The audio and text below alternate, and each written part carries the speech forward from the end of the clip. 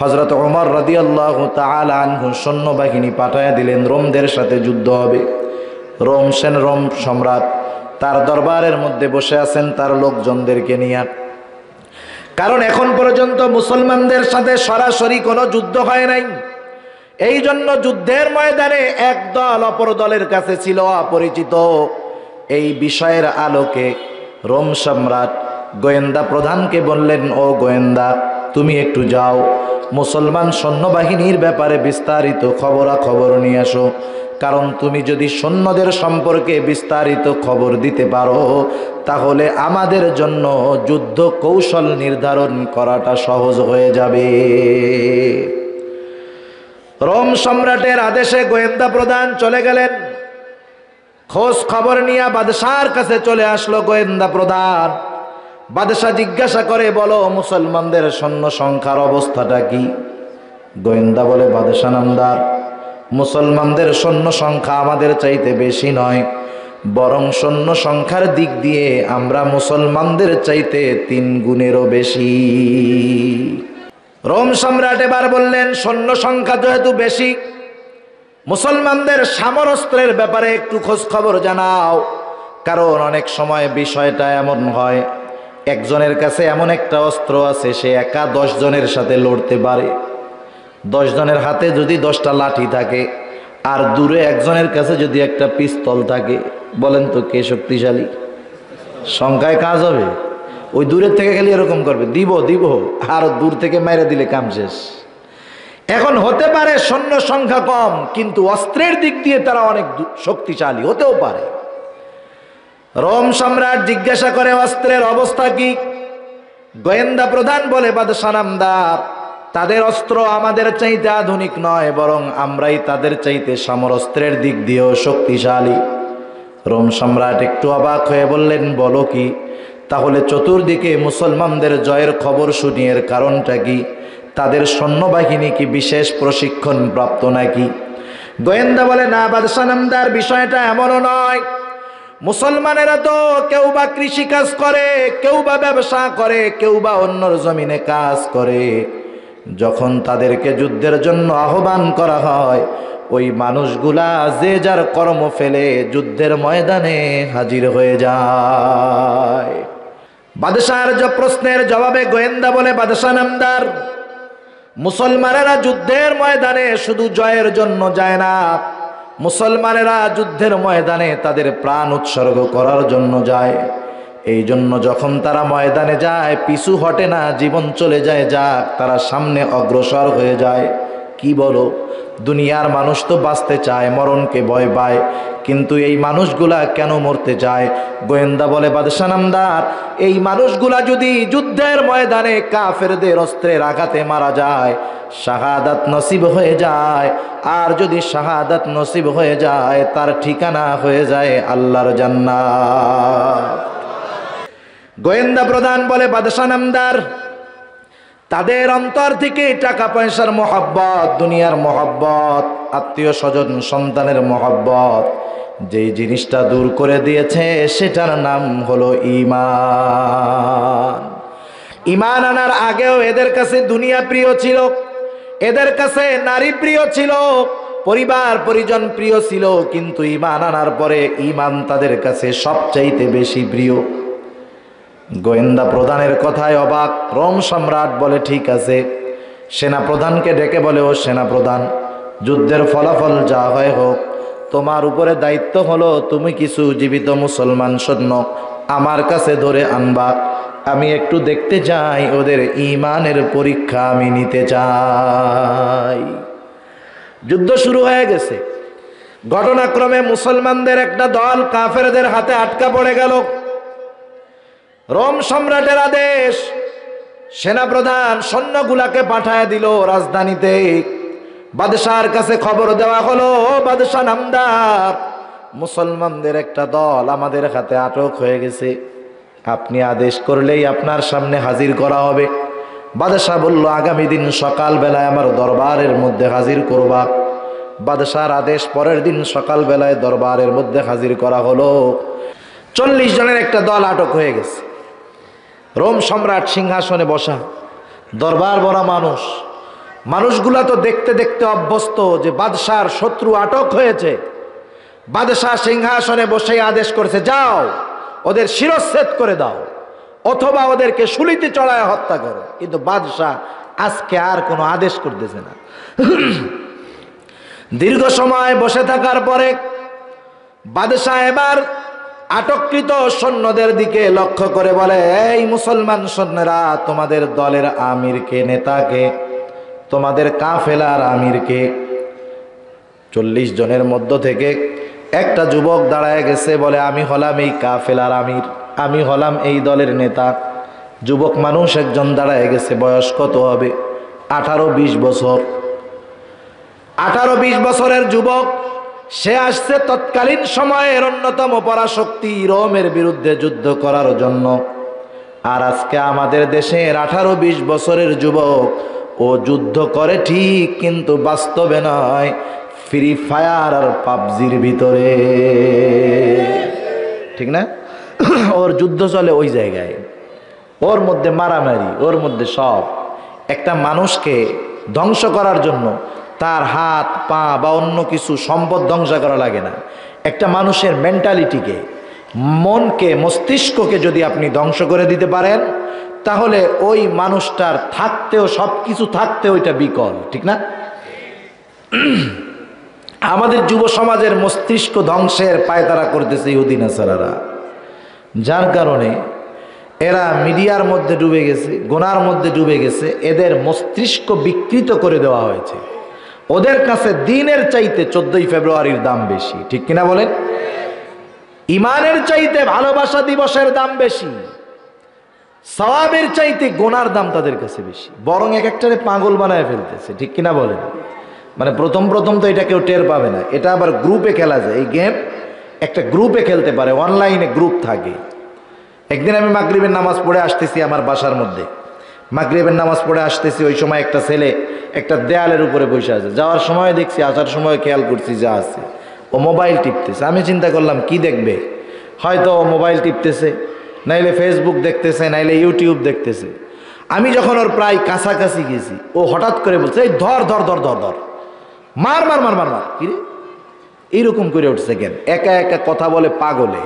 একা একা কি কোনো সুস্থ মস্তিষ্কের মানুষ মোবাইল ফোন ছাড়া কথা বলে নাকি? পাগল বলে কি, পাগল নাকি? পরে আমি আর একটু খোঁজ খবর নিয়ে জানতে পারলাম আসলে বিষয়টা ওই মোবাইলের মধ্যে খেলে একজন আর একজন রেখে এই মার মার মার মার মার। চিন্তা করেন, আমাদের যুব সমাজ 17 বছর বয়সে মোহাম্মদ বিন কাসিম রহমাতুল্লাহি আলাই সুদূর আরব থেকে এসে সিন্ধু বিজয় করেছেন। আর আমাদের দেশের 17 বছরের যুবক বিবাহ কিন্তু করতে পারবে না, তাই না? তারা যুদ্ধের ময়দানে গিয়া আরব থেকে এসে ভারতীয় উপমহাদেশে ইসলামের পতাকা উড্ডয়ন করেছে। আর আমাদের যুবকেরা 18-20 বছর বয়সে নিজের পায়েই দাঁড়াইতে পারে না, বিবাহ করবে কোন জায়গা থেকে? তা যাই হোক, যুবক মানুষ বাদশা দেখার পরে চিন্তা করলো, যুবক একে প্রলোভন দিয়ে দেখি ওকে ইমান হারা করা যায় কিনা। বাদশা এবার ডাক দিয়ে বলে, এই যুবক এদিকে আসো, তোমার নামটা কি? যুবক বলে, আমার নাম হলো আব্দুল্লাহ ইবনে হুযাফা। বাদশা ডাক দিয়ে বলে, আসো তুমি আমার পাশে এসে বসো। বাদশার আদেশ, বাদশা আহ্বান করলো আব্দুল্লাহ ইবনে হুযাফা বাদশার পাশে এসে বসলেন। রোম সম্রাটের পাশে বসতে পারা এটা যেন তেন ব্যাপার নয়, কারণ দুনিয়ার বড় বড় বাদশা, বড় বড় শাসক রোম সম্রাটের পাশে যদি একদিন বসতে পারে নিজেকে সৌভাগ্যবান মনে করত। দরবারের সব মানুষগুলা অবাক, হায় রে কি ভাবলাম, কি হয়? ভাবলাম যে বাদশা হয়তো আদেশ করবে এদের সবার শিরচ্ছেদ করে দাও, দুনিয়া থেকে বিদায় করে দাও। কিন্তু বাদশা এই ধরনের কোনো আদেশ না করে তার বিরুদ্ধে যুদ্ধ করতে আসা তারই শত্রু আবার তার পাশে বসার জন্য মিষ্টি মুখে আহ্বান করতেছে, হাসি মুখে তাদেরকে তার পাশে ডেকে বসাইতেছে। ব্যাপারটা তো বুঝতে পারলাম না। এইবার আব্দুল্লাহ ইবনে হুযাফা বাদশার পাশে আইসা বসলো। বাদশা আব্দুল্লাহ ইবনে হুযাফার দিকে ফিরে বলে, আব্দুল্লাহ, আমার পাশে বসতে পারা এটা যেন তেন ব্যাপার নয়, কারণ গোটা দুনিয়ার বড় বড় শাসকেরা আমার পাশে বসতে চায়, কিন্তু আমি সবাইকে আমার পাশে আমি বসতে দেই না। আমি শুধুমাত্র তাদেরকেই আমার পাশে বসতে দেই যাদেরকে আমি বাদশা ভালোবাসি। ও আব্দুল্লাহ, ও আব্দুল্লাহ, তুমি যদি আমার ভালোবাসা পেতে চাও, ও আব্দুল্লাহ, তোমাকে তো আমি ভালোবাসতে চাই, কিন্তু তোমার সাথে আমার ভালোবাসার যে সম্পর্ক স্থাপন হবে এর মধ্যে একটা জিনিস অন্তরায় হয়ে গেছে, একটা জিনিস দেয়াল হয়ে দাঁড়ায় গেছে। আব্দুল্লাহ, ও আব্দুল্লাহ, আমি হলাম খ্রিস্টান, তুমি হলা মুসলমান। আমি খ্রিস্টান, খ্রিস্ট ধর্মের অনুসারী। যে খ্রিস্টান আমি তাকে ভালোবাসবো, কিন্তু আমি তোমাকে ভালোবাসতে চাই, কিন্তু তুমি তো মুসলমান। এখন তুমি যদি আমার ভালোবাসা চাও, আমার পক্ষ থেকে তোমার প্রতি অনুরোধ হলো তুমি মুসলমানিত্ব ত্যাগ করো, খ্রিস্ট ধর্ম গ্রহণ করো, তাহলে আমি বাদশাহ তোমাকে ভালোবাসবো। বাদশাহ এবার বলতেছে, আব্দুল্লাহ, শুধু ভালোবাসবো তা নয়, তুমি আমার ভালোবাসার মানুষ, আর তুমি আমার হাতে বন্দি, আমার জেলখানায় থাকবা, এটা হবে না। ভালোবাসার প্রথম উপহার স্বরূপ আমি তোমাকে মুক্তি দিয়ে দিব। দ্বিতীয়ত, আমার জেলখানায় যত মুসলমান কয়েদি আছে সবাইকে আমি মুক্তি দিয়ে দিব। 3 নাম্বার, আমার ঘরে সুন্দরী ষোড়শী যুবতী একটি কন্যা আছে, এই মেয়েটাকে আমি তোমার সাথে বিবাহ দিয়ে দিব। 4 নাম্বার, আমার এই বিশাল রোম সাম্রাজ্যের অর্ধেক আমি তোমার নামে লিখে দিব। 5 নাম্বার, আমার মৃত্যুর পরে বাকি অর্ধেকের মালিক তুমি হয়ে যাইবা, তুমি হবা এই বিশাল রোম সাম্রাজ্যের একচ্ছত্র অধিপতি। কত সুবিশাল প্রস্তাব! রোম সাম্রাজ্য বাংলাদেশের মতো ছোট একটা দেশ না, বিশাল এক সালতানাতের বাদশাহী তোমার কাছে চলে আসবে, তুমি সব কিছু পাবে, কিন্তু বিনিময়ে কি দিবে? ঈমান দিবা। কি দিবা? ঈমান দিবা। কথাটা না মাইকে টানে না, এই স্পিকারগুলো সুবিধার না, বুঝছেন? কষ্ট হইতেছে কথা, এগুলো চেঞ্জ করবেন, ভালোগুলো ইউজ করবেন। তাহলে সব পাইবা, বিনিময়ে কি দিবা? ঈমান দিবা। কারণ ইহুদি, নাসারা, খ্রিস্টান, ইসলাম বিদ্বেষী যারা, ওরা ঈমানের দাম মুসলমানদের চাইতে ভালো বোঝে। এই জন্য ঈমান ধ্বংস করার জন্য গোটা দুনিয়ায় সবচাইতে বেশি সম্পদ এরা ঈমান ধ্বংস করার পেছনে ব্যয় করে। ঠিক কিনা বলে? বাংলাদেশ সহ গোটা দুনিয়ার মধ্যে ঈমান ধ্বংসাত্মক যত মিশন আছে, এনজিওদের মাধ্যমে হোক, খ্রিস্টান মিশনারির মাধ্যমে হোক, এটা কাদিয়ানির সুরতে হোক, যত পদ্ধতিতে হোক, সবগুলার পিছনে অর্থ ব্যয় করে ইহুদি, নাসারা, খ্রিস্টান, ইসলাম বিদ্বেষীরা। কিন্তু আমরা বুঝি না। রোম সম্রাটের প্রস্তাব চলতেছে, আব্দুল্লাহ ইবনে হুযাফা বাদশার পাশে বসা। বলেন তো, কেউ যদি আমার আপনার কাছে আমার আপনার সবচাইতে প্রিয় জিনিসটা চায়, বিনিময়ে সে আমাকে যেটা দিতে চায় সেটাকে সবচাইতে আমি ঘৃণা করি, বলেন তো এমন প্রস্তাব আমার আপনার কাছে যদি কেউ দেয়, তার প্রতি আমার মেজাজটা গরম হবে কি হবে না? আব্দুল্লাহ ইবনে হুযাফার কাছে সবচাইতে দামি সম্পদ ঈমান, সবচাইতে ঘৃণার বস্তু হলো কুফুর। সেই কুফুরি গ্রহণ করে আব্দুল্লাহকে ঈমান ত্যাগ করতে বলতেছে রোম সম্রাট। আব্দুল্লাহ ইবনে হুযাফার রক্তগুলা গরম হয়ে যাচ্ছে, শরীরের লোমকূপ দিয়া ঘাম বের হওয়া শুরু হয়ে গেছে, পশমগুলা দাঁড়ায় গেছে। আব্দুল্লাহ ইবনে হুযাফার চোখ দুইটা রক্তবর্ণ হয়ে গেছে। বসে থাকা আব্দুল্লাহ সাথে সাথে দাঁড়ায় গেছে, বাদশার দিকে ঘুরে দাঁড়ায় গেছে। বাদশার কথা শেষ, আব্দুল্লাহ ইবনে হুযাফা ঈমানি আওয়াজে রক্ত চক্ষুতে বাদশার দিকে তাকায়া আওয়াজ করে বলে, এই রোমের কুকুর, তুই কি দুনিয়ার বিনিময়ে আমার ঈমান কিনতে চাস? তুই শুনে রাখ, এ তো তোর সামান্য রোম সাম্রাজ্য, তুই যদি গোটা দুনিয়ার বাদশাহীও আমাকে দিয়ে দেশ, মালিকানাও আমাকে দিয়ে দেশ, আমি আব্দুল্লাহ ইবনে হুযাফা আমার ঈমান তোর দুনিয়ার কারণে বিক্রয় করে দিব না। রোমের মানুষ কোনোদিন দেখে নাই তাদের সম্রাটের চাইতে উঁচু গলায় তার সামনে কেউ কথা বলতে পারে? রোমের মানুষ কোনোদিন দেখে নাই তাদের সম্রাটকে কেউ ধমক দিতে পারে। সারা দরবার নিশ্চুপ নিস্তব্ধ হয়ে গেছে, কারো মুখের মধ্যে কোনো কথা নেই। আব্দুল্লাহ ইবনে হুযাফার কথায় বাদশাহ হতবাক, রাগে ক্ষোভে বাদশাহ চলে গেছে অন্দরমহলের মধ্যে। ভেতর থেকে আদেশ পাঠায়া দিয়েছে, আব্দুল্লাহ ইবনে হুযাফা আমার হাতে বন্দী। কত বড় সাহস, ইমানের পাওয়ার দেখায়, আমার প্রস্তাবকে এমন ভাবে ফিরিয়ে দেয়। ওর ইমানের শক্তি আমি পরীক্ষা করে ছাড়বো। যা, ওকে জেলখানার মধ্যে আটকায় রাখবি, খাবারও দিবি না, পানিও দিবি না। ডাক্তারকে বলে দিয়েছে, ও ডাক্তার, খোঁজ খবর রাখবা, যখন দেখবা খানা পানির অভাবে মরার মতো অবস্থা, তখন আইসা আমার কাছে জানাইবা। আব্দুল্লাহ ইবনে হুযাফাকে জেলখানার মধ্যে আটকায় রাখা হলো। 1 সপ্তাহ হয়ে গেছে, খানাও নাই, পানিও নাই। আব্দুল্লাহ ইবনে হুযাফা যুবক মানুষ, স্বাভাবিক আমরা যদি 1-2 বেলা না খাই দুর্বল হয়ে যাই। 1 সপ্তাহ তার পেটে খানা পানি নাই, জেলখানার মধ্যে শুয়ে আছে আব্দুল্লাহ। বোঝা যায় না বেঁচে আছে নাকি মারা গেছে, বাহির থেকে বোঝা যায় না। ডাক্তার দরজা খুলে ভিতরে চলে গেল, যায় দেখে আব্দুল্লাহ ইবনে হুযাফার অবস্থা বড় করুণ। দৌড় দিয়ে চলে গেছে বাদশার কাছে, গিয়ে বলে, বাদশাহ, আব্দুল্লাহর অবস্থা কিন্তু করুণ, এখন যদি খানা পানি না দেওয়া হয় যে কোনো মুহূর্তে বড় অঘটন ঘটে যেতে পারে। বাদশাহ আহলে কিতাব ছিলেন, ওনার তো ধারণা ছিল, উনি খুব ভালো মতো জানে যে খাবারেরও প্রভাব ইমানের উপরে পড়ে। বাদশাহ এবার বলল, যাও, তার জন্য খাবার এবং পানি নিয়ে যাও। খাবার নিবা শুয়ারের গোশত, আর পানি নিবা মদ মেশানো পানি। বাদশাহর আদেশে ডাক্তার আব্দুল্লাহ ইবনে হুযাফার জন্য শুয়ারের গোশত আর মদ মেশানো পানি নিয়ে গেল। বাদশাহর আদেশে খাবার নিয়ে আব্দুল্লাহ ইবনে হুযাফার কাছে চলে গেল ডাক্তার।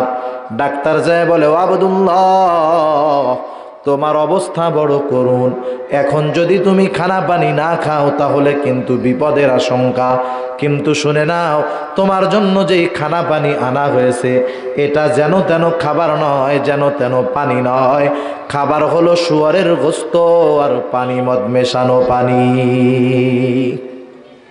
হালাল না হারাম? হারাম খাবারে ইমানের উপরে প্রভাব পড়ে। আমাদের গ্রাম অঞ্চলে দেখছি আর কি, গ্রামের মধ্যে যত বড় বড় মাছ, দামি দামি খাবার, এগুলা যারা কিনে সবাই না, অধিকাংশ হারামখোর। হয়তো সুদের টাকা, ঘুষের টাকা, নাইলে চুরি বাটপারি চিটিংবাজির টাকা। হারামখোর হারাম খেয়ে যত ভালো পুষ্টিকর খাবার হোক না কেন, ওই খাবার খেয়ে তার চেহারা যত নাদুস নুদুস হোক না কেন, যত সুন্দর হোক না কেন, দেহ যত পরিষ্কার হোক না কেন, চেহারা যত ভালো হোক না কেন, ওই হারামখোরের চেহারার দিকে যদি কোনো ইমানদার মুত্তাকি পরহেজগার বান্দা তার ইমানের নজর দিয়ে তাকায়, ওই সুন্দর চেহারার মধ্যে জানোয়ারের প্রতিচ্ছবি ভেসে উঠবে। আবার যেন ইমানদার যে হালাল খায়, হালাল নুন আনতে পান্তা ফুরায়, পান্তা ভাত মরিচ দিয়া লবণ দিয়া খায়, চেহারাটা যত কালো হোক না কেন, স্বাস্থ্য যত ভঙ্গুর হোক না কেন, ইমানদার মুত্তাকি বান্দা এই কালো চেহারার মধ্যে যদি কোনো ইমানদার ব্যক্তি ইমানের নজর দিয়া তাকায়, ওই কালো চেহারার মধ্যেও ইমানের নূর চমকাইতে দেখা যায়। সেজন্য হারাম খাবারে ইমান দুর্বল হয়, আমলের স্পৃহা কমে, নেক কাজের ইচ্ছা কমে, গোনার কাজের ইচ্ছা বাড়ে।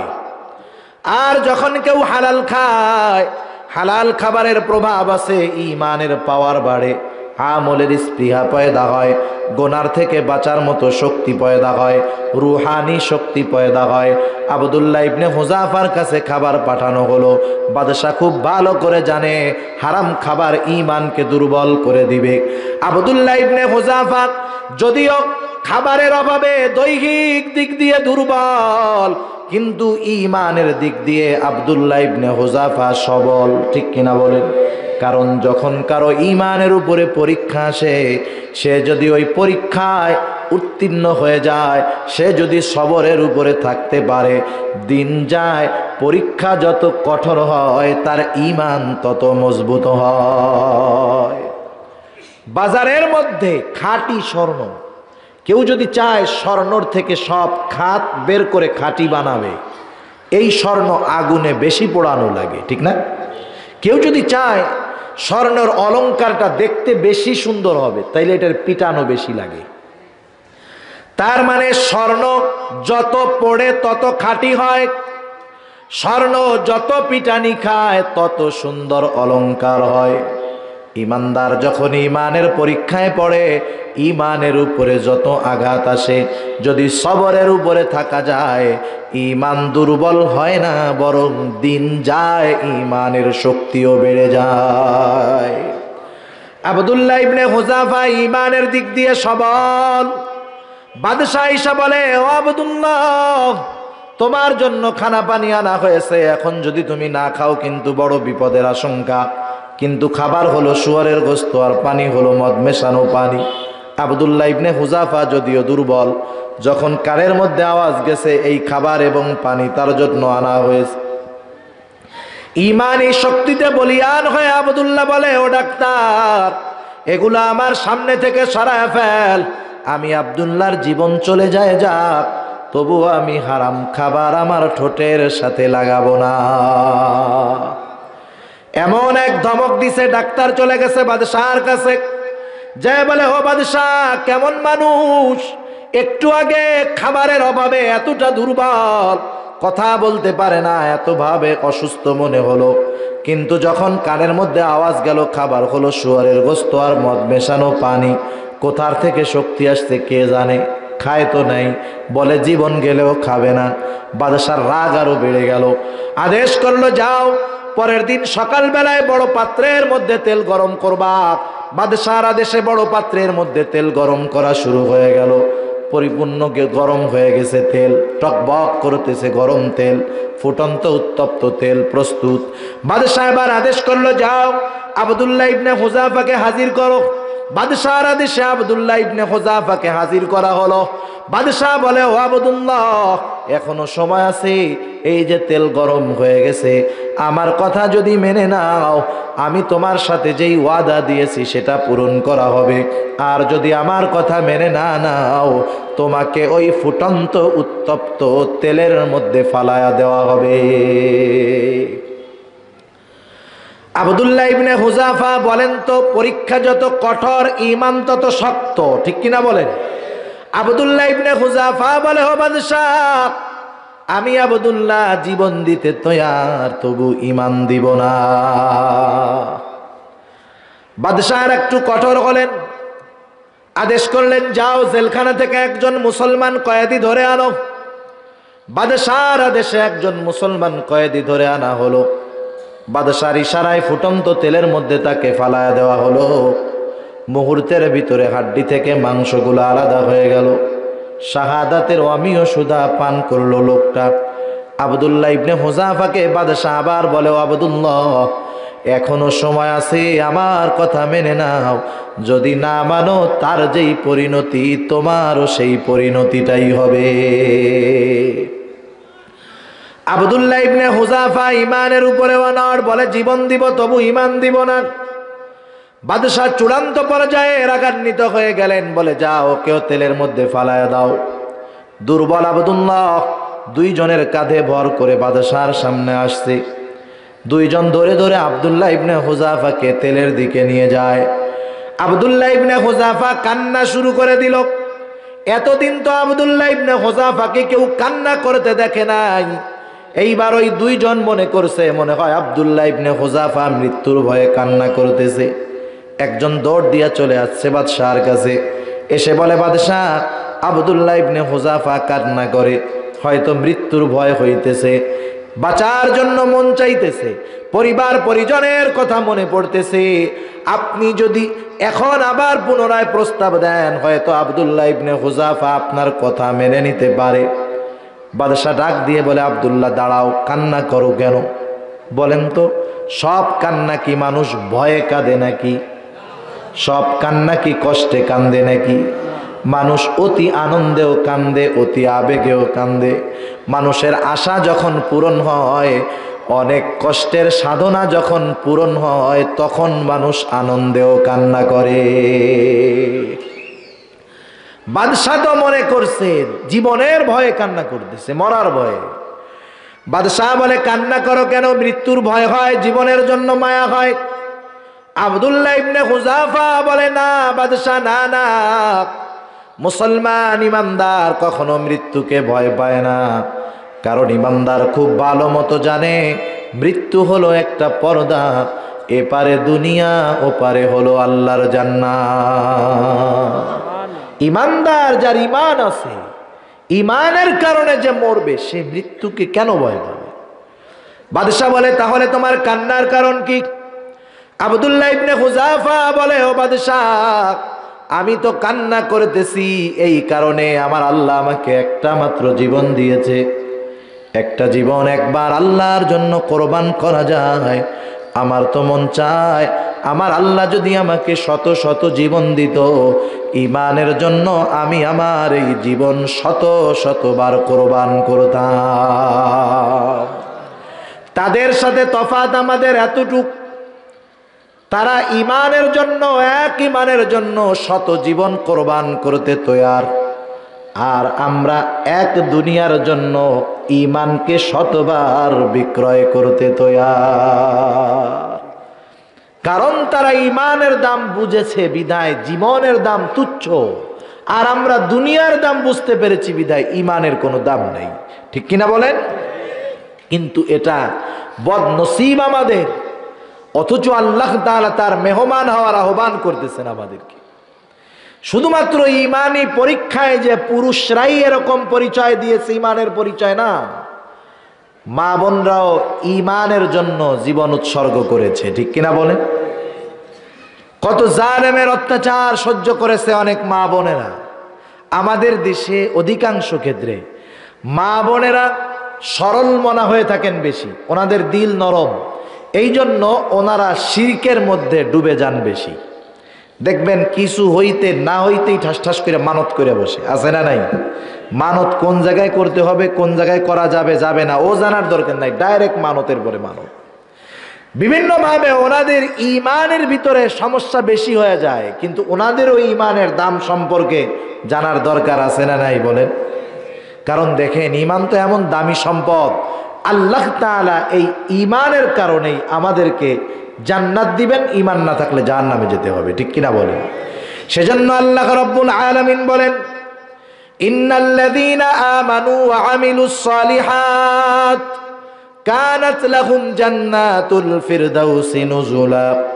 আল্লাহ রাব্বুল আলামিন আমাদেরকে জান্নাতুল ফিরদাউসের মেহমান হওয়ার আহ্বান করতেছেন দুইটা শর্তে। এক নাম্বার, আল্লাহ তাআলা বলেন ঈমান লাগবে, ঈমান নিশ্চয়ই যারা ঈমান এনেছে। দুই নাম্বার শর্ত আল্লাহ তাআলা বলেন ওয়া আমিলুস সালিহাত, সব আমল কিন্তু আমলে সালেহ না, সব নামাজ কিন্তু আমল, কিন্তু সব নামাজ আমলে সালেহ না। কারণ কোন আমল যদি আমলে সালেহ হতে হয়, দুইটা জিনিস তো কম্পালসারি লাগবে। একটা হলো আল্লাহর সন্তুষ্টি, দ্বিতীয়টা হলো রাসূলুল্লাহ সাল্লাল্লাহু আলাইহি ওয়াসাল্লামের তরিকা। এই দুইটা জিনিস যখন কোনো আমলের মধ্যে পাওয়া না যাবে, ওই আমল যত বড় হোক, যত বৃহৎ হোক, ওই আমল আল্লাহ রাব্বুল আলামিনের কাছে কবুল হবে না। আর অল্প সময়ের মধ্যে শেষ করে দিব। হাদিসের মধ্যে আসছে, রাসূলুল্লাহ সাল্লাল্লাহু আলাইহি ওয়াসাল্লাম বলেন, কিয়ামতের দিন সর্বপ্রথম তিন শ্রেণীর মানুষকে হিসাবের জন্য আল্লাহ ডাকবেন। কয় শ্রেণীর? তিন শ্রেণীর। এক নাম্বার, একজন শহীদকে আল্লাহ তাআলা ডাকবেন। আল্লাহ তাআলা বলবেন, রক্তাক্ত অবস্থায় শহীদ আল্লাহর সামনে উপস্থিত হয়ে যাবে। আল্লাহ তাআলা জিজ্ঞাসা করবে, ও আমার গোলাম, তোমার এই অবস্থা কেন? লোকটা বলবে, আল্লাহ, আপনার দ্বীন আপনার জমিনে প্রতিষ্ঠা করার জন্য কাফেরদের বিরুদ্ধে যুদ্ধ করতে করতে জীবন দিয়ে দিয়েছি। আল্লাহ তাআলা জিজ্ঞাসা করবে, ও আমার গোলাম, তুমি যে যুদ্ধ করেছো তোমার উদ্দেশ্যটা কি ছিল? ওই লোকটা বলবে, আল্লাহ, আমার উদ্দেশ্য ছিল আপনার সন্তুষ্টি। আল্লাহ তাআলা বলবে, না বান্দা, তুমি মিথ্যা বলতেছো, কারণ আমি আল্লাহ তোমার অন্তরের খবর জানি। আল্লাহ রব্বুল আলামিন তো আমার আপনার অন্তরের গহীন কোণে কোন কথা লুকায় রাখছি আমার জবান অবধি আসে নাই, আমার পাশে কেউ আছে সে টের পায় না। দুনিয়ার কোনো যন্ত্রের মাধ্যমে আমার আপনার সেই কথার খবর জানা যায় না, জবানেও আসে নাই, দুনিয়ার কেউ জানে না, কিন্তু আমার ওই অন্তরের খবরটা জানেন কে? আল্লাহ তাআলা সেই জন্য বলেন, কুল ইন তুখফু মা ফি সুদুরিকুম আও তুবদুহু ইয়ালামহুল্লাহ। আল্লাহ রাব্বুল আলামিন জানেন কোনটা আমরা প্রকাশ করি, কোনটা গোপন রাখি, সব আল্লাহ রাব্বুল আলামিন জানে। আল্লাহ তাআলা বলবেন, ও আমার গোলাম, আমি তোমার অন্তরের খবর জানি। তুমি জিহাদ করেছো যাতে করে দুনিয়ার মানুষ তোমাকে বীর বলে, বাহাদুর বলে। বান্দা, তুমি যেই উদ্দেশ্যে দুনিয়ায় জিহাদ করেছো, দুনিয়ায় তুমি তা পেয়ে গেছো। দুনিয়ার মানুষ তোমাকে বীর বলেছে, বাহাদুর বলেছে। সুতরাং আজকে আমি আল্লাহর তরফ থেকে তোমার জন্য কিছু নাই, তুমি চলে যাও, তোমার ঠিকানা হলো চিরস্থায়ী জাহান্নাম। দ্বিতীয়তে আল্লাহ তাআলা একজন দানবীরকে ডাকবেন। আল্লাহ তাআলা জিজ্ঞাসা করবে, ও আমার গোলাম, আমি আল্লাহ তাআলা তোমাকে সম্পদ দিয়েছি, এই সম্পদ তুমি কোন কাজে ব্যয় করেছো? লোকটা বলবে, আল্লাহ, আমি আপনার দেওয়া সম্পদ গরিব দুঃখীর মাঝে দান করেছি। আয় আল্লাহ, যার ঘর নাই তাকে ঘর বানায় দিয়েছি, যার খাবার নাই তাকে খাবার দিয়েছি, যার রাস্তা নাই তাকে রাস্তা বানায় দিয়েছি। আল্লাহ তাআলা বলবে, এত কষ্টের উপার্জিত সম্পদ তুমি কোন উদ্দেশ্যে দান করেছো? ওই লোকটা বলবে, আল্লাহ, আপনার দেওয়া সম্পদ আমি আপনার সন্তুষ্টির জন্য দান করেছি। আল্লাহ তাআলা বলবে, না বান্দা, তুমি মিথ্যা বলতেছো, তুমি দান করেছো যাতে করে দুনিয়ার মানুষ তোমাকে দানবীর বলে, তুমি দান করেছো যাতে করে দুনিয়ার মানুষ তোমাকে গরিবের বন্ধু বলে, তুমি দান করেছো যাতে করে দুনিয়ার মানুষ তোমাকে সমাজ সেবক বলে। ও আমার গোলাম, তুমি যেই উদ্দেশ্যে দান করেছো দুনিয়ায় তুমি তা পেয়ে গেছো। আজকে আমি আল্লাহর তরফ থেকে তোমার জন্য কিছু নাই, তুমি চলে যাও, তোমার ঠিকানা হলো চিরস্থায়ী জাহান্নাম। আল্লাহ তাআলা তৃতীয়তে একজন আলেমকে ডাকবে। আল্লাহ তাআলা জিজ্ঞাসা করবে, আমার গোলাম, কেন তুমি ইলম অর্জন করেছো? লোকটা বলবে, আল্লাহ, আমি আপনার সন্তুষ্টির জন্য ইলম অর্জন করেছি। আল্লাহ তাআলা বলবে, না বান্দা, আমি আল্লাহ তোমার মনের খবর জানি। তুমি যে উদ্দেশ্যে ইলম অর্জন করেছো, দুনিয়ার মানুষ তোমাকে আলেম বলবে, হাফেজ বলবে, কারি বলবে, মুফতি বলবে, মুহাদ্দিস বলবে, শাইখুল হাদিস বলবে, বড় বক্তা বলবে। যে উদ্দেশ্যে ইলম অর্জন করেছো দুনিয়ায় তুমি তা পেয়ে গেছো। আজকে আমি আল্লাহর তরফ থেকে তোমার জন্য কিছু নাই, তুমি চলে যাও, তোমার ঠিকানা হলো চিরস্থায়ী জাহান্নাম। যুদ্ধের ময়দানে জীবন দিয়েছে, সম্পদের উপরে সম্পদ ব্যয় করেছে, মানুষের কথা শুনে কত কষ্ট করে পরিশ্রম করে ইলম শিখেছে, বড় বড় আমল, কিন্তু শুধু ইখলাস নাই। আল্লাহ তাআলার কাছে এই আমলের কোনো দাম নাই। মানুষ যত আমল করে সব আমলগুলা আল্লাহর সামনে পেশ করা হবে। যেই আমলগুলার মধ্যে ইখলাস আছে, আল্লাহর সন্তুষ্টি আছে, সেই আমলগুলা কবুল করা হবে। বাকি আমলগুলাকে আল্লাহ তাআলা নিশ্চিহ্ন করে দিবে। সম্ভব না? সম্ভব তো। যেমন একটা মানুষ যখন 1000 টাকার একটা বান্ডিল নিয়ে ব্যাংকে গেল, এর মধ্যে 5টা নোট আছে জাল। যখন ব্যাংকের মধ্যে মেশিনে দেওয়া হবে, সাথে সাথে এই মেশিন 5টা নোট যে জাল আছে বাইর করতে পারবে তো? ধরা পড়ার পরে এই জাল নোটগুলা শেষ করে দেওয়া হবে। আপনার টাকা লস, যে দিবে তার টাকা লস। জাল নোট দেওয়ার কারণে শাস্তি আছে না নাই? ধরাই দিলে শাস্তি।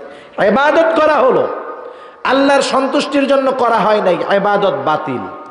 ইবাদতের একমাত্র হকদার কে? জোরে বলেন কে? সেই ইবাদত ক্ষুদ্র থেকে ক্ষুদ্রাতীত হোক, বৃহৎ থেকে বৃহত্তর হোক, সকল ইবাদত কার জন্য? আল্লাহর জন্য। আল্লাহ তাআলা বলেন, নবী আপনি বলেন, কুল ইন্না সালাতি ওয়া নুসুকি ওয়া মাহইয়ায়া ওয়া মামাতি লিল্লাহি রাব্বিল আলামিন। আপনি বলেন নিশ্চয়ই আমার নামাজ, আমার কোরবান, আমার হায়াত, আমার মউত সব জগৎ সমূহের প্রতিপালক রব্বুল আলামিনের জন্য। সেই জন্য আমার জিন্দেগির যত আমল আছে সব হবে কার জন্য? জোরে বলেন। অনুরূপভাবে যেমন ব্যাংকের মধ্যে জাল নোট দেওয়ার অপরাধে জাল নোট বাতিল দেওয়ার কারণে শাস্তি হবে, অনুরূপভাবে আল্লাহর সামনে যখন সব আমলগুলা হাজির করা হবে শুধুমাত্র ইখলাসওয়ালা আমলগুলা কবুল করা হবে, বাকি যেই আমলগুলা ইখলাস শূন্য ছিল ধ্বংস করা হবে। আর ইবাদতের হকদার আল্লাহ, অন্যর সন্তুষ্টি করার জন্য হবে রিয়া, লৌকিকতা, শিরক। আল্লাহ তাআলা এই জন্য কঠিন আযাবের ভিতরে গ্রেফতার করবে। আল্লাহ তাআলা বলেন ওয়াকাদিমনা ইলা মা আমিলু মিন আমালিন ফাজআলনাহু হাবাআম মানসুরা। যেই আমলগুলো আল্লাহর জন্য করা হয় নাই এগুলাকে আল্লাহ তাআলা আল হাবাউল মানসুরে পরিণত করবে, একবার নিশ্চিহ্ন করে দেওয়া হবে। সেজন্য আল্লাহর নবীও বলেন আল্লাহ তাআলা আমলের সৌন্দর্য চান। কি চান? আমলের সৌন্দর্য চান। কারণ আল্লাহ তাআলা বলছেন না, আল্লাযী খালাকাল মাউতা ওয়াল হায়াতা লিয়াবলুয়াকুম আইয়ুকুম আহসানু আমালা। আল্লাহ তাআলা বলেন হায়াত এবং মউতকে সৃষ্টি করা হয়েছে আল্লাহ রাব্বুল আলামিন পরীক্ষা করতে চান কার আমলটা কত সুন্দর। আমাদের দৃষ্টিভঙ্গিমায় সুন্দর এক জিনিস, কিন্তু আল্লাহর কাছে সুন্দর আর এক জিনিস। আমরা মনে করি যেই জিনিসের বাহ্যিক দেখতে সুন্দর, যেই জিনিসগুলার বাহিরে দেখতে সুন্দর, এগুলাই মনে হয় আসলে সুন্দর। আল্লাহ তাআলা জানায় দেন না, আমি আল্লাহর কাছে মূলত সৌন্দর্য ওইটা না। কারণ আল্লাহ তাআলা বাহিরের অবয়ব দেখেন না, আকৃতি দেখেন না। নবীজি বলেন ইন্নাল্লাহা লা ইয়ানজুরু ইলা সুওয়ারিকুম ওয়ালাকিন ইয়ানজুরু ইলা কুলুবিকুম ওয়া নিয়্যাতিকুম। আল্লাহ তাআলা দেখেন আমার নিয়ত, দেখেন আমার অন্তর। এই জন্য ইখলাসওয়ালা আমল যদি অল্প হয়, নবীজি বলেন আখলিস দীনাকা ইয়াকফিকাল আমালুল কলিল। তোমার ঈমান খাঁটি করো তথা তোমার ইখলাসকে পরিশুদ্ধ করো, নিয়তকে পরিশুদ্ধ করো, অল্প আমল নাজাতের জন্য যথেষ্ট হবে। আর যেই আমল হবে ইখলাসওয়ালা আমল, সেই আমলটাই আল্লাহর কাছে সুন্দর। এই দুইটা জিনিস দরকার। এক নাম্বার শিরক মুক্ত ঈমান, দুই নাম্বার ইখলাসওয়ালা আমল। আল্লাহ বলেন এই দুইটা যার আছে কানাত লাহুম জান্নাতুল ফিরদাউসি নুজুলা। সুবহানাল্লাহ, সে হবে জান্নাতুল ফিরদাউসের মেহমান। তার জন্যই জান্নাতুল ফিরদাউসের মেহমানদারি। তিনি হবেন মেহমান, আল্লাহ হবেন মেজবান। আল্লাহ কি হবেন? মেজবান। দুনিয়ার মেহমানদারি কয় দিনের? 3 দিনের। এক জায়গায় যাওয়ার পরে 3 দিন পরে ওই মেহমান সাধারণ বাড়ির লোকের মতো, যার আনবে তাই খাবে, পচা পান্তাবাসী যা খায় উনিও তাই খাবে। কিন্তু আল্লাহ তাআলার মেহমান যারা হবে 3 দিনের মেহমান না, মেহমান হবে অনন্তকাল, মেজবানও হবে অনন্তকালের। সুবহানাল্লাহ। অনেক সময় কোনো জায়গায় আমরা যখন যাই, যেই জায়গাটা আমার পছন্দের, ওই জায়গা থেকে আসার যখন সময় হয়ে আসে আমার কাছে একটু খারাপ লাগে, তাই না? সবার কাছেই লাগে। আল্লাহ তাআলা বলেন এরা তো জান্নাতের মধ্যে হাজারো নেয়ামতের মধ্যে ডুবে থাকবে, কখনো অন্তরের মধ্যে এই চিন্তাও আসবে না যে এই জান্নাত থেকে হয়তো কখনো বাহির হওয়া লাগতে পারে। এই চিন্তাটাও জান্নাতি বান্দাদের অন্তরে আল্লাহ আসতে দিবে না। সুবহানাল্লাহ। আল্লাহ তাআলা বলেন খালিদিনা ফিহা লা ইয়াবগুনা আনহা হিওয়ালা। জান্নাত থেকে যে বাহির হইতে হবে এই চিন্তাও আসবে না। আবার এমন না দুনিয়ায় আমরা একটা খাবার ডেলি খাই, খাওয়ার পরে 2-3 দিন পরে ওইটারে দেখলেও তারপরে বমি আসে, এই অবস্থা, তাই না? কিন্তু জান্নাতের মধ্যে তো অমন হবে না। একটা খাবার এক এক কামড়ে এক এক স্বাদ লাগবে। সুবহানাল্লাহ। কত নেয়ামতে পরিপূর্ণ। ওই জান্নাতের মেহমান হওয়ার আহ্বান আমাদেরকে কে করতেছে? কয়টা শর্তে? 2টা শর্তে। আমাদের বাংলাদেশের মাননীয় প্রধানমন্ত্রী আপনাদের এই এলাকায়, এই তালবাড়ি এলাকায় যদি ডিসি সাহেবের মাধ্যমে কারো কাছে চিঠি আসে যে তোমার সাথে আগামী মার্চের 1 তারিখে প্রধানমন্ত্রী দুপুরবেলা খানা খাবে, তোমার সাথে লাঞ্চ করবে, পেছন দিকে অনেক শর্ত লেখা থাকবে। যেহেতু প্রধানমন্ত্রীর অনুষ্ঠান, তুমি যা মন চায় তা তো পরে যাইতে পারবা না, তোমাকে সুন্দর ফর্মাল ড্রেসে যাইতে হবে। লেখা থাকবে কি কি ড্রেস পরবে। বলেন তো ওর যদি ওই ড্রেস না থাকে, ও টাকা ধার কইরা প্রয়োজনে সুদের উপরে আইনা ওই ড্রেস বানাবে, ঠিক কিনা বলেন? এরপরে প্রধানমন্ত্রীর কাছে যাবে দাওয়াত খাইতে, এটা কি রিক্সায় যাওয়া যায় নাকি? যশোর থেকেই একটা প্রিমিয় লেটেস্ট গাড়ি সে ভাড়া নেবে, যদি 20,000 লাগে লাগুক, ও চিন্তা করবে খালি প্রধানমন্ত্রীর কাছে যাইতে পারলে হয়। এরপরে দাওয়াত হলো 10টার 12টায় ঢুকবে, 2টায় বের হবে। আমাদের দেশে কি যখন কোনো বিবাহ অনুষ্ঠানে এক আত্মীয় আর আত্মীয়কে দাওয়াত দেয়, বলে তোরা কিন্তু খাওয়ার সময় আইস না, 2 দিন আগে আসিস, ঠিক কিনা বলেন? আর আইসাই খাইয়া দেয় চলে যাস না, 2 দিন কিন্তু বাড়িতে থাকবি। এই আন্তরিকতা আমাদেরকে যারা দাওয়াত দেয় তারা বলে অনেক সময়। এখন এই চিন্তা কইরা যশোরের থেকে ওই লোক যদি চিন্তা করে প্রধানমন্ত্রী দাওয়াত যদিও কার্ডে লেখছে 12টায়, দাওয়াত খাইতে আমরা আমার আত্মীয় স্বজনের বাড়ি আগের দিন গিয়া বসে থাকি, তাহলে প্রধানমন্ত্রীর বাসার দাওয়াতটা খাওয়ার জন্য আগের দিন গিয়া বসে থাকবো। ও যদি গাড়ি নিয়ে প্রধানমন্ত্রীর বাসভবনের সামনে প্যাপ প্যাপ দিয়া বলে যে আমারে দাওয়াত দিছে কালকে দুপুরে, আজকেই হাজির, ঢুকতে দিবে? পিটানি। বেশি কথা বললে কি হবে? পিটানি। এরপরে রাইট 2টায় ঢুকবে, 12টায় ঢুকবে। বলেন তো যতই আত্মীয়তা হোক 2টার পরে থাকতে পারবে? ও যদি চিন্তা করে না যেহেতু দাওয়াত দিয়ে আনছেই আর 1 ঘন্টা লুকায় টুকায় থাকি, যদি ধরা খায় কি হবে? পিটানি। ও জানে। দেখেন এত ফর্মালিটি মেনটেন করে মাত্র 2 ঘন্টার দাওয়াতি মেহমান, প্রধানমন্ত্রীর আমন্ত্রণ পেয়ে ওর মাথা ঠিক থাকবে না, বরং যদি পারে ওই দাওয়াতি চিঠিটারে লেমিনেটিং করে বান্ধায় রেখা বলবে যে দেখ এটা পারলে কবরেও দিয়ে দিস, ঠিক কিনা বলেন? আপনার মনে করেন এরকম বান্ধায় রাখবে, এলাকার প্রভাবশালী কেউ যদি কিছু বলে খালি বাইর করবে, দেখছো সেটা কি আমি প্রধানমন্ত্রীর মেহমান ছিলাম, এখন যদি বেশি কথা কস তোর কিন্তু একবারে গাছ সাথে সোয়াই দেবো, আগুন ধরে যাবে। মানে ওই কাঠটা, দাওয়াত নামাটা তার কাছে এমন দামি, ঠিক না বলেন? আর আমাদেরকে আল্লাহ তাআলা এই কোরআনুল কারীমের মধ্যে জান্নাতের বাসিন্দা হওয়ার আহ্বান করেছেন, জান্নাতের মেহমান হওয়ার আহ্বান করেছেন, নিজে মেজবান হওয়ার কথা জানাইছেন। দুনিয়ার প্রধানমন্ত্রীর লাঞ্চ অথবা ডিনারের দাওয়াত পাওয়ার পরে মাথা ঠিক থাকে না, খুশির ঠেলায় আটখান, পা উপরের দিক মাথা নিচের দিক। আর আল্লাহ তাআলা দাওয়াত দিয়ে বলতেছে বান্দা 2টা জিনিস, ঈমান পরিশুদ্ধ করো, শিরিক মুক্ত ঈমান, ইখলাসওয়ালা আমল, তুমি জান্নাতুল ফেরদাউসের মেহমান অনন্তকাল, আর আমি আল্লাহ তোমার মেজবান অনন্তকাল। সুবহানাল্লাহ।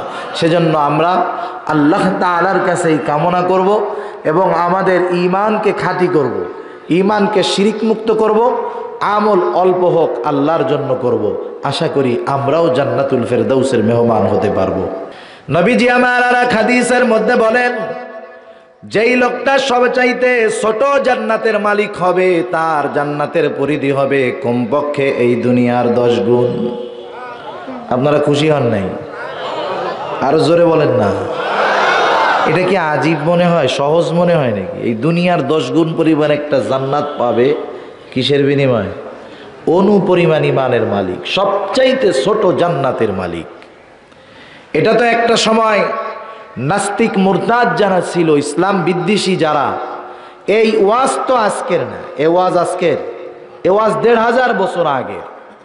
এই ওয়াজ আমাদের পূর্বপুরুষরা করেছেন, রাসূলুল্লাহ সাল্লাল্লাহু আলাইহি ওয়াসাল্লাম থেকে শুরু করে সবাই করতেছে। আজ থেকে 100 বছর আগেও যখন মানুষেরা এই ওয়াজ শুনতো আর করত, তখনও নাস্তিক ছিল কি ছিল না? ইসলাম বিদ্বেষী ছিল কি ছিল না? ছিল। এরাও ওয়াজ শোনে, ওয়াজ শুনে ওরা বলতো দেখ এ হুজুরে ওয়াজ করলো কি আর পাবলিকে শুইনা কইলো কি? হুজুরে ওয়াজ করলো যে এই দুনিয়ার 10 গুণ পরিমাণ একটা জান্নাত পাবে সবচাইতে ছোট জান্নাতের মালিক। এটা কিভাবে সম্ভব? আমরা গোটা দুনিয়ার মধ্যে মানুষের কানে কানে পৌঁছায়া দিতেছি যে 2টার বেশি নয়, একটা হলে ভালো হয়। এ স্লোগান আসেনি আপনাদের এদিকে? 2টার বেশি নয়, একটা হলে ভালো হয়।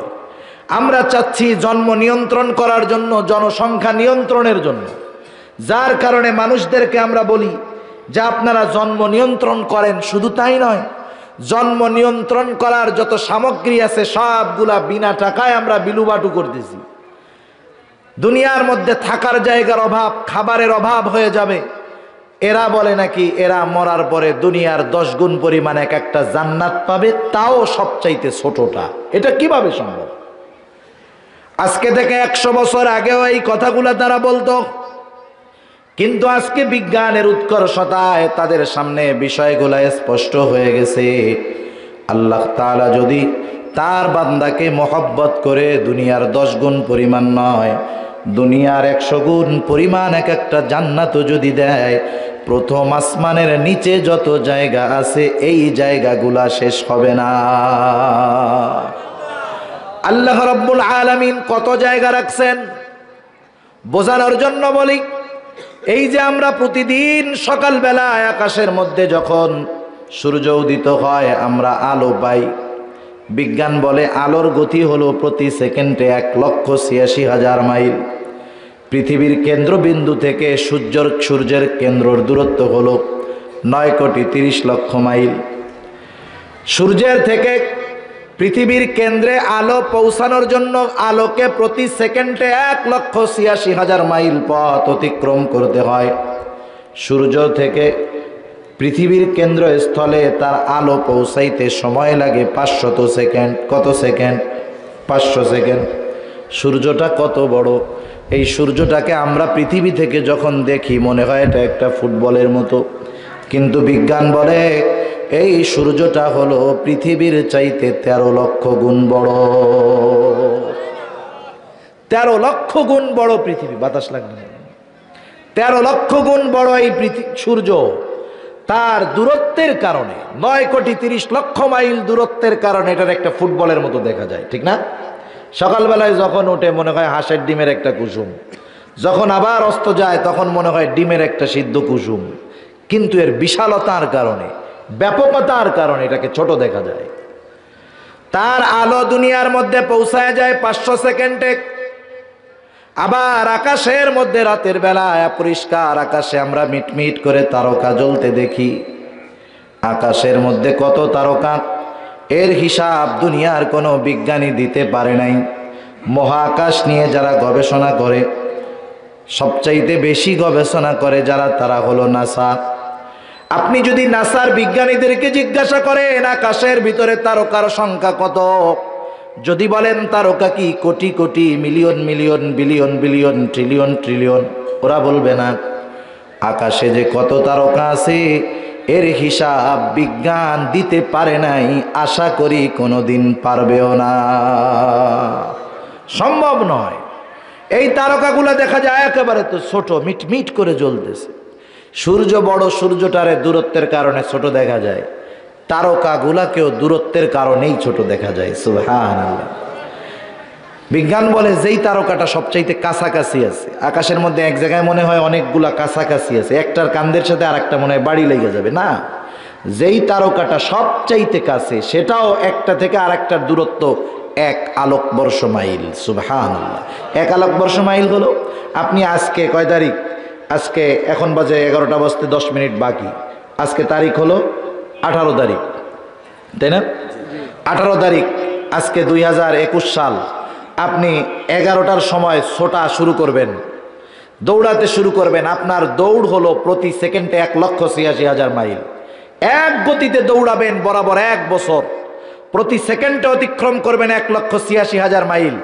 এই গতিতে একটানা 1 বছর যত পথ আপনি অতিক্রম করবেন, এই পথের দূরত্বকে বলা হবে 1 আলোকবর্ষ মাইল। 1 আলোকবর্ষের দূরত্ব। যেই তারকাটা সবচাইতে কাছাকাছি, যেই তারকাটা সবচাইতে কাছাকাছি সেটার দূরত্ব কমপক্ষে 1 আলোকবর্ষ মাইল। সুবহানাল্লাহ। আর যেটা পৃথিবীর ওই প্রান্তে আর ওইটা ওই প্রান্তে আছে, ওর হিসাব আল্লাহই ভালো জানে, ঠিক না? বিজ্ঞান কি বলে? বিজ্ঞান বলে আমরা যে আকাশ দেখি এর উপরেরটাকে ওরা বলে মহাকাশ। একটা হলো পৃথিবীর আকাশ বলে, এরপরেরটা বলে মহাকাশ। এরপরে কি আছে? ওরা বলে মহাশূন্য। এরপরে ওরা কি বলে? মহাশূন্য। এর শেষ সীমায় বিজ্ঞান পৌঁছাইতে পারে নাই, কোনোদিন পারবেও না। এই যে তারকাগুলা আছে এগুলা কোথায় আছে? আল্লাহ রাব্বুল আলামিন জানায় দেন, এই যে অগণিত বিশাল বিশাল তারকা, এক একটা তারকা সূর্যের চাইতে লক্ষ লক্ষ কোটি কোটি গুণ বড়। পৃথিবী থেকে সূর্য বড় 13 লক্ষ গুণ। এক একটা সূর্য থেকে এক একটা তারকা বড় কোটি কোটি গুণ। এই তারকাগুলা কোথায় আছে? আল্লাহ তাআলা বলেন, ইন্না যায়্যানাস সামাআদ দুনিয়া বিজিনাতিনিল কাওয়াকিব। আল্লাহ রাব্বুল আলামিন বলেন, আমি পৃথিবীর আসমানকে নক্ষত্রপুঞ্জ দ্বারা সুসজ্জিত করেছি। তার মানে যত তারকা আমরা দেখি আর না দেখি, সব তারকাগুলার অবস্থান এই পৃথিবীর প্রথম আসমানের নিচে। সবগুলা প্রথম আসমানের নিচে। কত দূর এক একটা! বিজ্ঞান বলে যে এক একটা তারকা, এগুলাও তো দীপ্তময়, এগুলারও আলো আছে। সূর্যের আলো প্রতিদিন 500 সেকেন্ডে দুনিয়ার মধ্যে পৌঁছায়া যায়, অথচ এই তারকার আলো পৃথিবীর দিকে ছুটতেছে প্রতি সেকেন্ডে 1,86,000 মাইল গতিতে। কোটি কোটি বছর পার হয়ে গেছে, আজ পর্যন্ত কোনো তারকার আলো দুনিয়ার মধ্যে পৌঁছাইতে পারে না। আল্লাহ রাব্বুল আলামিন এই সুবিশাল প্রথম আসমানের নিচে যত জায়গা রাখছে, এই রকম আসমান তো একটা না। আল্লাহ তাআলা বলেন, আল্লাযী খালাকা সাবআ সামাওয়াতিন তিবাকা। আল্লাহ তাআলা একটা আকাশ সৃষ্টি করেন নাই, আল্লাহ আকাশ সৃষ্টি করেছে কয়টা? 7টা। বরং পৃথিবীর যেই আকাশ, এটা হলো ছোট, এরপরের গুলা সব একটার থেকে আর একটা বড়। এখন বলেন, আল্লাহ যদি চায় আমারে আপনারে ভালোবাসা, সবচাইতে ছোট জান্নাতের মালিককে দুনিয়ার 10 গুণ না 100 গুণ পরিমাণ এক একটা জান্নাত দেওয়া হবে। এই প্রথম আসমানের নিচে যত জায়গা আছে, সারা দুনিয়ার মানুষকে জান্নাত দেওয়ার পরেও প্রথম আসমানের নিচের জায়গা শেষ হবে না। সুবহানাল্লাহ। এই যে এত সুবিশাল নেয়ামতে পরিপূর্ণ জান্নাত আল্লাহ দিবেন, কিসের বিনিময়? জোরে বলেন না, কিসের বিনিময়? ইমানের বিনিময়। দুনিয়ার 10 গুণ পরিমাণ একটা জান্নাতের মালিক হবে যাররা পরিমাণ ইমান যার আছে। তাহলে যাররা পরিমাণ ইমানের দাম বেশি, না দুনিয়ার 10 গুণ পরিমাণ একটা জান্নাতের দাম বেশি? যাররা পরিমাণ ইমানের দাম বেশি। কিন্তু আফসোসের ব্যাপার, আজকে দুনিয়ার মানুষ আমরা ইমানের দাম বুঝতে পারি নাই। ইমানের দাম আমাদের অতীতের মানুষেরা বুঝতে পেরেছে, যার কারণে এই মানুষগুলার একদিকে রাখা হয়েছে দুনিয়া, অপর দিকে ইমান। এই মানুষগুলা সব কিছু ত্যাগ করে ইমানকে গ্রহণ করেছে, দুনিয়াকে তারা লাথি মেরে দিয়েছে। কারণ তাদের ছিল ইমানের জন্য সর্বোচ্চ ত্যাগ। হযরতে উমর রাদিয়াল্লাহু তাআলা আনহু খলিফাতুল মুসলিমিন, ওনার সময় সর্বপ্রথম তৎকালীন সময়ের অন্যতম পরাশক্তি রোমের সাথে মুসলমানদের জিহাদ হলো সরাসরি। এর আগেও যদিও মুসলমানদের সাথে রোম সৈন্যদের যুদ্ধের কথা ছিল, কিন্তু আল্লাহ তাআলা আমার আপনার নবীজিকে বিশেষ মুজিজা দান করলেন। আল্লাহর নবীর মুখোমুখি হওয়ার আগেই আল্লাহ তাআলা রোম সৈন্যদের অন্তরের মধ্যে নবীজির ভীতি তৈরি করে দিলেন। বিনা যুদ্ধে রোম সৈন্যরা পালায় গেল। কিন্তু সর্বপ্রথম মুখোমুখি যুদ্ধ হলো হযরত উমর রাদিয়াল্লাহু তাআলা আনহুর সময়। হযরত উমর রাদিয়াল্লাহু তাআলা আনহুর সময় প্রথম সরাসরি যুদ্ধ রোমদের সাথে। আজকের দুনিয়ায় যেমন সুপার পাওয়ার আমরা বলি আমেরিকা, রাশিয়া, তৎকালীন সময়ের দুনিয়ার অন্যতম পরাশক্তি ছিল রোম আর পারস্য। রোম ইটালির রাজধানী, যেই রোম সেই রোম। কোরআনুল কারীমের মধ্যে আল্লাহ তাআলা রোম নামে একটা সূরাও নাজিল করেছে। আর পারস্য হলো বর্তমান ইরান। এরা ছিল দুনিয়ার সুপার পাওয়ার। রোম ছিল আহলে কিতাব আর পারস্য ছিল মুশরিক। আল্লাহ রাব্বুল আলামিনের আল্লাহ রাব্বুল আলামিন এই দেশগুলাকেও মুসলমানদের পদতলে এনে দিয়েছেন শুধুমাত্র ইমানের কারণে। আল্লাহ তাআলা সুস্থ রাখছেন। অনেক মানুষ আছে বাজারে আশেপাশে আমাদের পরিচিত, সকালে দৌড়ায়, ফিটনেস ভালো, ফিগার ভালো, 60 বছর 62 65 বছর বয়স, এখনো তাগড়া যুবকের মতো। বলে আলহামদুলিল্লাহ, আল্লাহ খুব ভালো রাখছে, এখনো কোনো রোগ বালাই ধরে নাই, কিন্তু নামাজ পড়ে না। ওর দৈহিক সুস্থতার নেয়ামত আলহামদুলিল্লাহ বললে হবে? তাহলে দেখুন, নেয়ামত যেমন, শুকরিয়া আদায়ের পদ্ধতিটাও তেমন। এই দ্বীনি মাহফিলগুলো আমাদের জন্য নেয়ামত।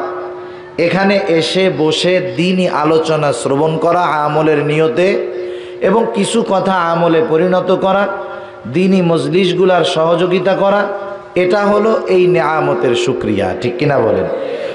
সেজন্য এই নেয়ামতগুলার কদর আল্লাহ তাআলা আমাদের করার তৌফিক দান করুক, সবাই বলি আমিন। যেমন দেখেন, যখন করোনা ভাইরাসের ব্যাপক আকারে চলতেছে বাংলাদেশের মধ্যেও মসজিদের দরজাগুলো বন্ধ হয়ে গেছে, তখন কিন্তু মন চাইলেও মসজিদে যাওয়া যায় নাই। অথচ অনেক জায়গায় মানুষ তখন মসজিদে যাওয়ার জন্য তাদের কত আকুতি, কত প্রচেষ্টা, কত ইচ্ছা, কত রিস্ক নিয়ে তারা মসজিদে গেছে। অনেক জায়গায় মুসল্লিদেরকে পুলিশ মার দিয়ে বের করে দিয়েছে, ঘটনা ঘটছে না এরকম?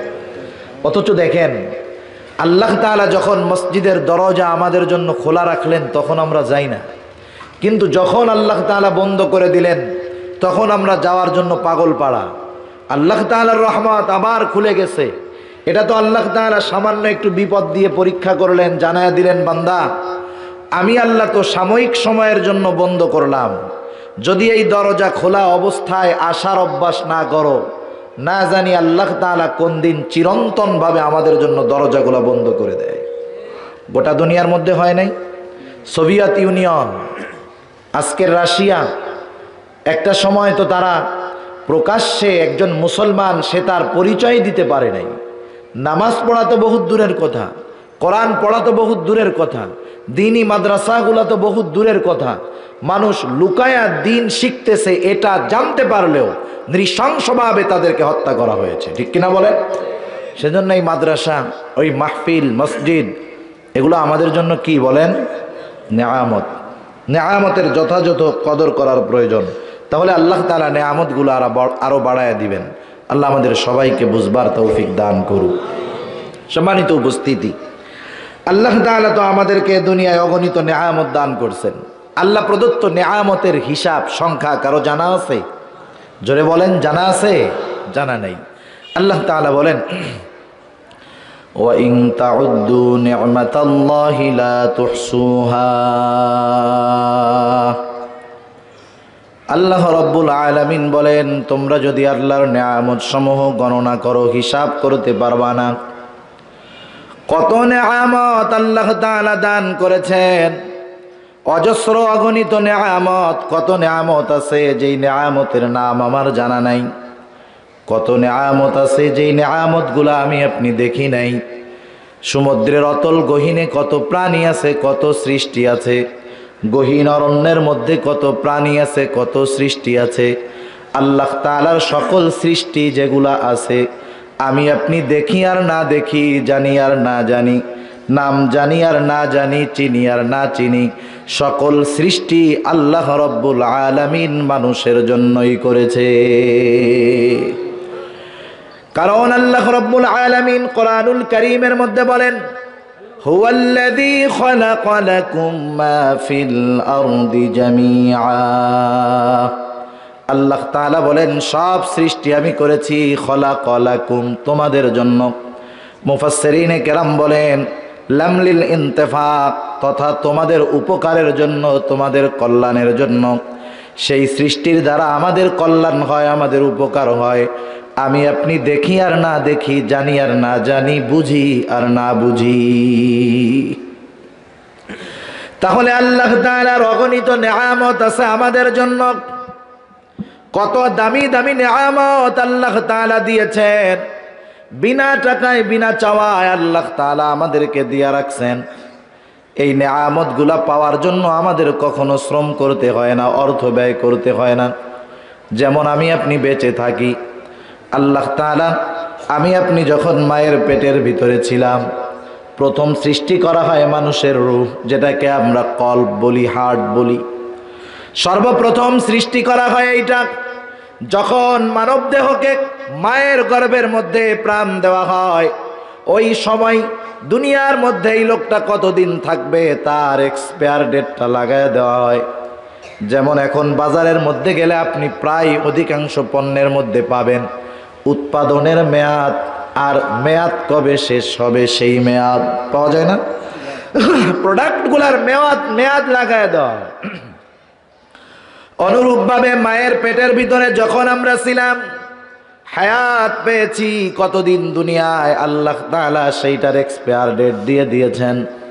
কতদিন আমি আপনি দুনিয়ায় থাকব, কেউ বা 40 বছর, কেউ বা 50 বছর, কেউ বা 60 বছর, কেউ বা 70 বছর। আল্লাহ তাআলা হায়াতের নির্ধারিত মেয়াদ দিয়ে দুনিয়াতে পাঠায়া দিয়েছেন। এমনভাবে এই হায়াত আমাদের সাথে আল্লাহ তাআলা সেট করে দিয়েছে, নির্ধারিত সময় আসার এক মুহূর্ত আগে অথবা এক মুহূর্ত পরে কেউ দুনিয়াতে অবস্থান করতে পারবে না। নির্ধারিত সময় আসার এক মুহূর্ত আগে দুনিয়া থেকে কেউ বিদায়ও নিবে না। হায়াত যখন শেষ, সুস্থ থাকলেও বাঁচতে পারবে না। হায়াত যদি শেষ না হয়, লাইফ সাপোর্টে থাকলেও মরবে না। আল্লাহ তাআলা বলেন, فَإِذَا جَاءَ أَجَلُهُمْ لَا يَسْتَأْخِرُونَ سَاعَةً وَلَا يَسْتَقْدِمُونَ। আল্লাহ তাআলার হায়াত নির্ধারিত আছে, এক মুহূর্ত বিলম্ব হবে না, এক মুহূর্ত আগেও হবে না। দুনিয়ায় বেঁচে থাকবো কতদিন আল্লাহ নির্ধারণ করেছেন যতদিন, কিন্তু বেঁচে থাকারও তো কিছু মাধ্যম আল্লাহ নির্ধারণ করে দিয়েছেন, তাই না? যেমন মানুষ বেঁচে থাকার জন্য অক্সিজেনের দরকার। অক্সিজেনের দরকার না? অক্সিজেন হলো যেটা আমরা গ্রহণ করি, যেই শ্বাস আমরা নেই, এটা হলো বিশুদ্ধ বাতাস। আর যেটা আমরা ছাড়ি সেটা হলো কার্বন ডাই অক্সাইড, এটা হলো বিষাক্ত বাতাস। আপনাদের যশোরে এমন কেউ আছে যে না হুজুর উনি কিন্তু অক্সিজেন ছাড়া 10 বছর বাইচা আছে? আছে নাকি যশোরে কেউ? সারা বাংলাদেশ, গোটা দুনিয়া, কোথাও কেউ নাই। অক্সিজেন বিহীন কেউ বাঁচতে পারবে না। কিন্তু একটা মানুষ যদি মাত্র 5 মিনিট অক্সিজেন না নিতে পারে অথবা কার্বন ডাই অক্সাইড না ছাড়তে পারে, দুনিয়ায় থাকতে পারবে না। এমন দামি একটা নেয়ামত, ঘরের ভিতরে চাউল নাই, 2-4-10 দিন পানি খেয়ে থাকা যাবে, কিন্তু 10টা মিনিট অক্সিজেন না থাকলে বাঁচা যাবে? দেখেন আল্লাহ কেমনভাবে নেয়ামতটা দিছেন। যার ঘরে চাউল শেষ হওয়ার পথে, ওর চিন্তা, পেরেশান, টেনশন যে আগামীকাল চাউল শেষ হবে, পরশুদিন রান্না কিভাবে হবে, এই চিন্তা তার মধ্যে, কত পরিশ্রম। আর অক্সিজেনের চিন্তা হয় না যদি 5টা মিনিট না থাকে মারা যাব, এ চিন্তা কখনো আসে? আল্লাহ তাআলা এমন সহজলভ্য করে দিয়েছেন এই নেয়ামতগুলা। আল্লাহ রাব্বুল আলামিন গোটা দেহের মধ্যে কত নেয়ামত দিয়েছেন। আল্লাহ তাআলার সৃষ্টি কৌশল বড় সুন্দর, আল্লাহ তাআলার সৃষ্টি কোমল, কিন্তু এই সৃষ্টির স্থায়িত্ব বেশি। যেমন চোখ হলো মানব দেহের লাইট, যার চোখ নাই সে বুঝতে পারে চোখ কত বড় দামি একটা নেয়ামত। যার চোখ নাই সে বুঝতে পারে এই চোখ হলো মানব দেহের লাইট। এখন এই চোখটা কত স্পর্শকাতর, চোখের মধ্যে যদি একটা বালুকণা পড়ে আর যদি মানুষ এই বালু সহ চোখটাকে ডলাডলি করে লাল হয়ে যায়, অনেক সময় ইনফেকশন হয়, দৃষ্টিশক্তি হারায় ফেলে, এটা তো একটা অন্য অবস্থা। কিন্তু স্বাভাবিক অবস্থার মধ্যে আল্লাহ তাআলার দেওয়া এই নেয়ামত চোখ এতটা নরম, 60 বছর, 70 বছর, 80 বছর আলো দেয়, কখনো চার্জ দেওয়া লাগে না, কখনো ব্যাটারি ফিউজ হয় না। হায়াত যতদিন আসে এই চোখ ততদিন আলো দিতেই থাকে। আগে একটা সময় আমাদের এলাকায় মানুষ যখন বিদেশে থাকতো, গ্রামের মানুষ যদি বিদেশে আত্মীয় স্বজনের কাছে কিছু দাবি করত, এই দাবিগুলোর মধ্যে অন্যতম একটি দাবি থাকতো, আমার জন্য একটা টর্চ লাইট আনবা। দেখছেন না বড় বড় লাল টর্চ লাইট, এত শক্ত মজবুত, মাথায় কারো বাড়ি মারলে মাথা ফাইটা যাবে। গ্রামের বাজারে একদিন আইসা চার্জ দিত, 7 দিন এক চার্জে চলতো। প্রায় ঘরে ঘরে এই ধরনের লাইটগুলা ছিল, ঠিক না? এখন যদি আপনাদের এলাকায় বলি যে যাদের ছিল 20 বছর আগে, এরকম 20টা ভালো লাইট একটু হাজির করেন, আমার মনে হয় না পারা যাবে। পারা যাবে? কিন্তু লাইটগুলা কত শক্ত, বাল্বগুলা কত ভালো, কত মজবুত ছিল, কিন্তু দেখেন 20 বছরের মধ্যেই অস্তিত্ববিহীন হয়ে গেছে। কিন্তু আল্লাহ তাআলা যেই লাইট দিয়েছেন চোখ, 40, 50, 60 বছর হয়ে গেছে, এখন পর্যন্ত ফিউজ হয় নাই। সুবহানাল্লাহ। এই যে হাতের রেখাগুলা দেখেন কত দামি একটা নেয়ামত। এখন তো হাতের রেখাগুলার কত দাম। আপনি যদি যে কোনো কাজে যেতে চান, ভোটার আইডি কার্ড প্রয়োজন। আর যদি ন্যাশনাল আইডি কার্ড পেতে চান, আপনার 10টা আঙ্গুলের ছাপের প্রয়োজন। আল্লাহ তাআলার কেমন কুদরত! গোটা দুনিয়ার মধ্যে যত মানুষ অতিবাহিত হয়ে গেছে, যত মানুষ আছে, যত মানুষ ভবিষ্যতে আসবে, আল্লাহ তাআলার কেমন কুদরত, কিয়ামত পর্যন্ত কোনো মানুষের সাথে কোনো মানুষের এই 10টা আঙ্গুলের ছাপের কখনো মিল হবে না। কেমন কুদরত, কিন্তু কত নরম। বাড়ির মধ্যে অনেকের দরজার মধ্যে বা সিঁড়ির মধ্যে রেলিংয়ে ডিজাইন করা থাকে। প্রতিদিন দরজা খুলে ওই জায়গায় ধরে হ্যান্ডেল ধরে দরজা খুলে, খুলতে খুলতে এক সময় ডিজাইন সমান হয়ে যায়, লোহা ক্ষয় হয়ে যায়, হয় না? কিন্তু যেই হাতের ঘষায় লোহা ক্ষয় হয়ে সমান হয়ে গেল, ডিজাইনটা সমান হয়ে গেল, সেই হাতের রেখা কি ক্ষয় হয়েছে নাকি? কত কোমল, কত নরম, কত শক্তটারে বিনাশ করে দিচ্ছে। আল্লাহর সৃষ্টি এরকম, আল্লাহ বানান নরম কোমল, কিন্তু এর স্থায়িত্ব বেশি। আল্লাহ রাব্বুল আলামিন এইরকম অনেক নেয়ামত দিয়ে আমার আপনার দেহকে সুসজ্জিত করেছেন। আল্লাহ তাআলা কেমন নেয়ামত দিয়েছেন, মানুষ যখন রাতের বেলায় ঘুমাতে যায় তার দৃষ্টি শক্তি কমে যায়, সে দেখে না।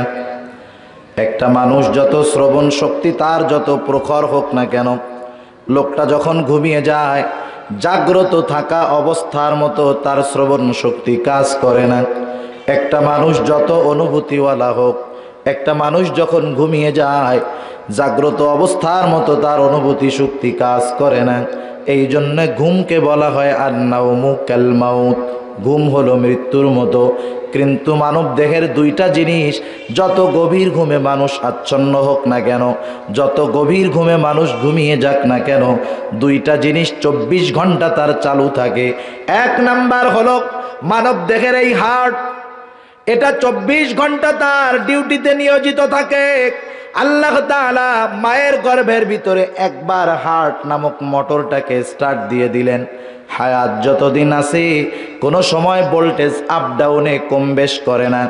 একটানা হায়াত যতদিন থাকে ততদিন এই হার্ট নামক মোটরটা মানব দেহের মধ্যে রক্ত সঞ্চাল করতে থাকে, রক্ত সঞ্চালন করতে থাকে, পৌঁছাইতে থাকে। হার্টের কাজ হলো মাথার উপর থেকে নিয়ে পায়ের একবারে শেষ সীমা পর্যন্ত রক্তকে পৌঁছায় দেওয়া, প্রবাহিত করা। এখন আমি যখন ঘুমায় যাই চোখে দেখি না, ঘুমায় গেলে কানে শুনি না, আমার অনুভূতি কাজ করে না। এই সাথে যদি ঘুমায় যাওয়ার পর হার্টটাও তার কাজ অর্ধেক কমায় দিত, বেঁচে থাকা সহজ ছিল? অবস্থা খারাপ হয়ে যেত। আবার দেখেন এই অক্সিজেন নেই, কার্বন ডাই অক্সাইড ছাড়ি। রাতের বেলা যখন আমি আপনি ঘুমাতে যাই, বরং অক্সিজেন নেওয়া এবং কার্বন ডাই অক্সাইড ত্যাগ করা এটা স্বাভাবিক থাকে, বাধাগ্রস্ত হয় না। এই অক্সিজেনটা এমন দামি একটা নেয়ামত, কিন্তু যেই জায়গায় যাবেন সেই জায়গায় পাওয়া যায়, বিনা টাকায় পাওয়া যায়, সব জায়গায় পাওয়া যায়। আল্লাহ তাআলার এমন দামি নেয়ামতের নিয়ন্ত্রণ কারো হাতে দেন নাই, আল্লাহ তাআলার হাতে রেখে দিয়েছেন। 5টা মিনিট এই নেয়ামতবিহীন দুনিয়ায় বেঁচে থাকা সম্ভব নয়। এই রকম অনেক দামি দামি নেয়ামত আল্লাহ তাআলা আমাদেরকে দিয়েছেন।